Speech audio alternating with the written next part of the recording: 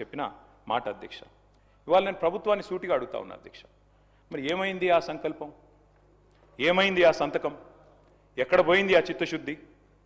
మరి సంతకం పెట్టిందని మీరే చెప్తారు ముఖ్యమంత్రి గారు, గవర్నర్ గారు చెప్పారు, ఏదో ఆషామాషి వ్యక్తి కూడా చెప్పలేదు అధ్యక్ష. ఆ తర్వాత అధ్యక్ష 2024 గవర్నర్ ప్రసంగం అయిపోయింది, 25 అయిపోయింది, ఇప్పుడు 26 కూడా నిన్న అయిపోయింది అధ్యక్ష.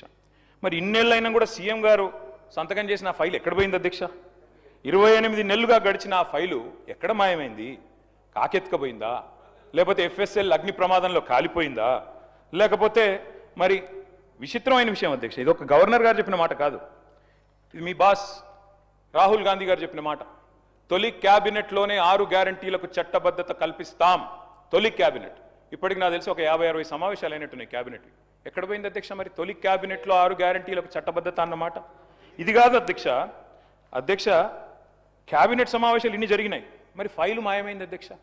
ముఖ్యమంత్రి గారు మాయమై సంతకం చేసిన ఫైలు, తొలి సంతకం, అది కూడా ఎక్కడో చాటుకు చేయలేదు అధ్యక్ష, బహిరంగంగా చేశారు, బహిరంగ వేదిక మీద చేశారు. ఎక్కడ పోయింది ఆ ఫైలు?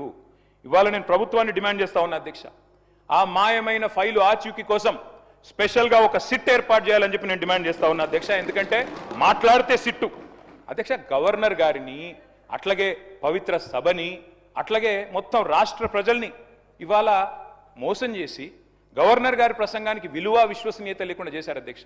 మొదటి ప్రసంగానికి విలువ లేకపోతే మూడో ప్రసంగానికి ఏముంటుంది అధ్యక్ష విలువ? నాకు అర్థం కాదు. ఏం చెప్పారు అధ్యక్ష? నిన్న ముఖ్యమంత్రి గారు మాట్లాడుతున్నారు అధ్యక్ష, బయట ఏమంటున్నారు? జీరో వాల్యూ చేశాను ప్రజల ఆస్తుల విలువ కొంతమందిది అని చెప్తున్నారు అధ్యక్ష. ఇవాళ జీరో వాల్యూ దేనికి ఉందంటే ఈ రాష్ట్రంలో ముఖ్యమంత్రి గారు చేసిన తొలి సంతకానికి జీరో వాల్యూ, ముఖ్యమంత్రి గారు చేసిన సంతకం ఉన్న తొలి ఫైలుకు జీరో వాల్యూ, మీ గ్యారంటీ కార్డులకు ప్రజల దృష్టిలో జీరో వాల్యూ, మీ డిక్లరేషన్లకు ప్రజల దృష్టిలో జీరో వాల్యూ, మూసీలో మీరు ముంచుతున్న ఇళ్లకు కాదు అధ్యక్ష, విశ్వసనీయత కోల్పోయిన మీ ప్రభుత్వానికి ఇవాళ ఈ ప్రజల దృష్టిలో జీరో వాల్యూ ఉందని మాట నేను విజ్ఞప్తి చేస్తా ఉన్నా అధ్యక్ష. అధ్యక్ష ఇదేదో నా కవిత్వం కాదు అధ్యక్ష, ఇదిగో మీ కాంగ్రెస్ పార్టీ ప్రచురించిన బ్రహ్మాండమైన ఫుల్ పేజ్ అడ్వర్టైజ్మెంట్ అధ్యక్ష. 6 గ్యారంటీల మీద ఏం చెప్పారు అధ్యక్ష? ఇందులో నేను చదివినిపిస్తా అధ్యక్ష. ప్రతి కుటుంబానికి ఫస్ట్ ఆఫ్ ఆల్ 100 రోజుల్లో నెరవేరుతుంది ప్రతి గ్యారంటీ, 100 రోజుల్లోనే అధ్యక్ష. అదే సినిమాలకు శతదినోత్సవం చేసినట్టు ప్రభుత్వం వచ్చిన 100 రోజుల్లోనే అన్ని గ్యారంటీలు నెరవేరుస్తాం.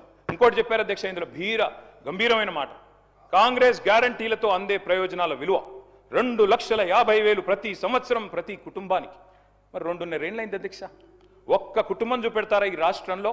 2.5 లక్షలు అందుకున్న ఒక్క కుటుంబాన్ని చూపెట్టే సత్తా ఈ ప్రభుత్వానికి ఉందా అధ్యక్ష? ఇది మీ ప్రకటన, నాది కాదు. మీ పార్టీ ఆ రోజు ఇచ్చిన ప్రకటన 2,50,000 రూపాయలు ప్రతి సంవత్సరం ప్రతి కుటుంబానికి అని మీరిచ్చిన మాటకు విలువ ఉందా? అందుకే అంటా ఉన్నా అధ్యక్ష. అని మరి 2.5 లక్షలు అంటే 2.5 ఏళ్ళకి ఈ పార్టీకి 6 లక్షల పైసలకు రావాలి, కనీసం 2.5 వచ్చిందని నేను అడుగుతా ఉన్నా అధ్యక్ష.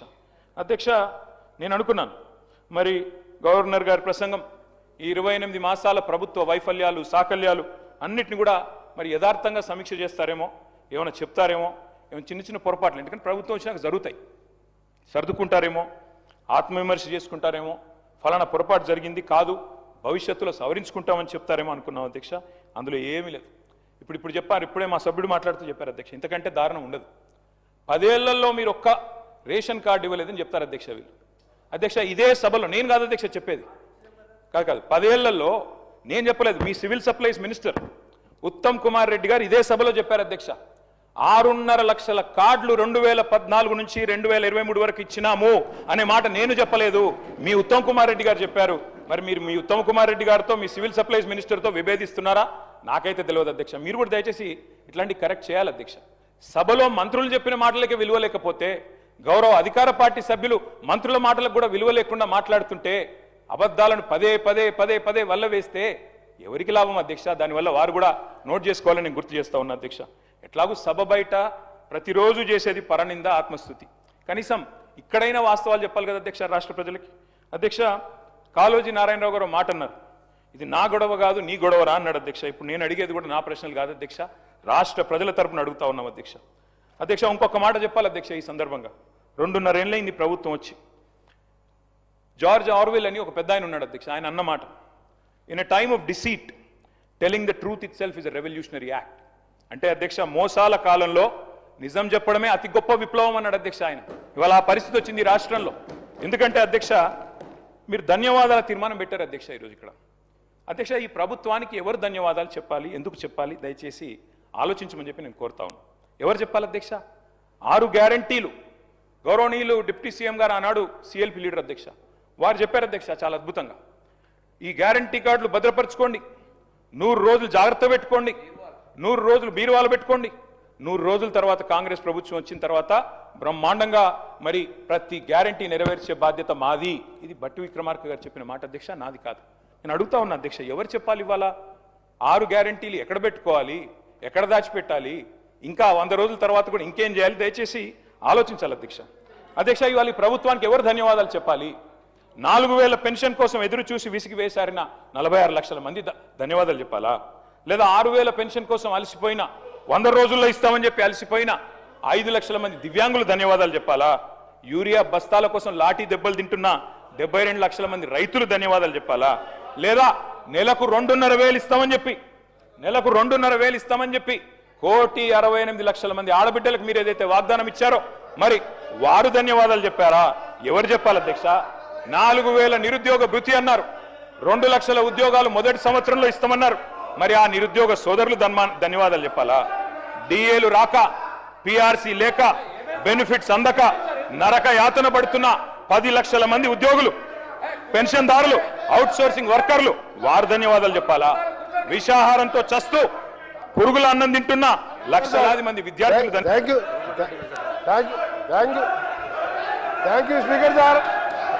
స్పీకర్ సార్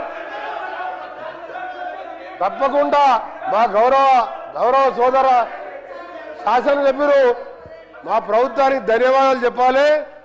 మీరు 10 ఏళ్ళు ఒక్క తెల్ల రేషన్ కార్డు ఇయ్యేందుకు, మేము తెల్ల రేషన్ కార్డు ఇచ్చి సన్నబియ్యం ఇస్తున్నందుకు ఇవాళ 20,000 కోట్లతో మా ఫైనాన్స్ మినిస్టర్ గారు ఇవాళ యంగ్ ఇండియా స్కూల్స్ పేరు మీద కుల మతాలకు అతీతంగా ఒక యంగ్ ఇండియా ఇంటర్నేషనల్ మోడల్లో ఇవాళ స్కూళ్ళు కట్టి సగం స్కూల్ పూర్తిగా వస్తున్నందుకు ఇవాళ ఆర్టీసీలో 278 కోట్ల మంది 11,000 కోట్ల రూపాయలు ఇవాళ ఆర్టీసీకి చెల్లించి ఉచితంగా మా అక్కా చెల్లెలు బడికి పోయినా, గుడికి పోయినా, అమ్మగారింటికి పోయినా ఉచితంగా పోతున్నందుకు, ఇంకా ఈరోజు మీరు గ్రామాలలో చూడండి, ఏ గ్రామానికి వెళ్ళా 30-40 ఇందిరమ్మ ఇళ్ళు కడుతున్నందుకు తప్పకుండా మీరు ధన్యవాదాలు చెప్పాలి.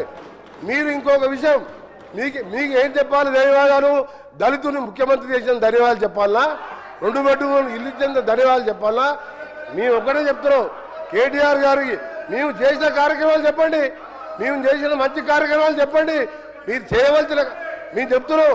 మేము స్పీకర్ సార్ మీరు ఒక నిమిషం వినండి, మీరు ఓపిక తెచ్చుకోండి, మీరు కొద్దిగా ఓపికతో వినండి.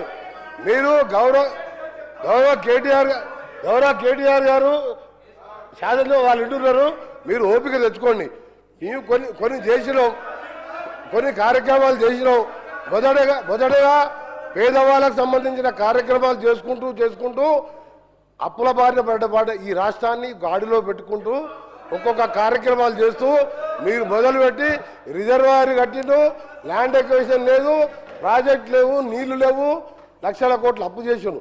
అవన్నీ కూడా సెట్ చేసుకుంటూ ఈ 2.5 సంవత్సరాల్లో 3,25,000 కోట్ల అప్పులు మీరు చేసిన దాన్ని బాకీలు కట్టి ఓ రాష్ట్రాన్ని గాడిలో పెడుతున్న సందర్భంలో తప్పకుండా మీరు ధన్యవాదాలు చెప్పాలి.